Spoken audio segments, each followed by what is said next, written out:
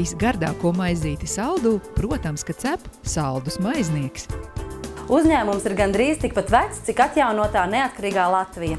Mēs specializējamies uz kvalitatīvas plaucētas rudzu maizes ražošanu. Kā papildus nozara ir arī konditorijas izstrādājuma ražošana. Rudzu maizes ražošanā, atšķirībā no industriāliem ražotājiem, izmantojam pēc senām tradīcijām gatavotus plaucējumus un dabīgo ieraugu, kas rupmaizēm piešķir īpašu aromātu un garšu. Kā īpaši iecienīts maizes no pircēja puses varam atzīmēt kurzemnieku sēriju.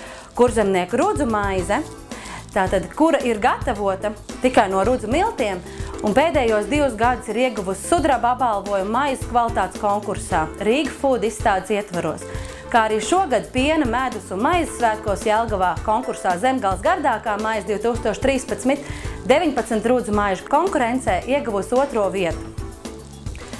Kurzemnieku saldskābā maize ir īpaša ar to, ka tā ir gatavota izmantojot tikai rudzu miltus, kas to padara atšķirīgi no industriāli ražotām saldskābajām maizēm, kurās tiek izmantoti rudzu un kviešu miltu maisījumi dažādās attiecībās.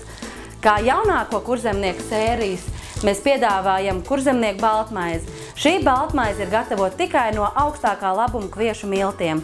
Lai uzlabotu garšu un piešķirtu tai īpašu aromātu, mīklai pievienojam sviestu un kukulīti apkaisām ar sezamu sēkliņām.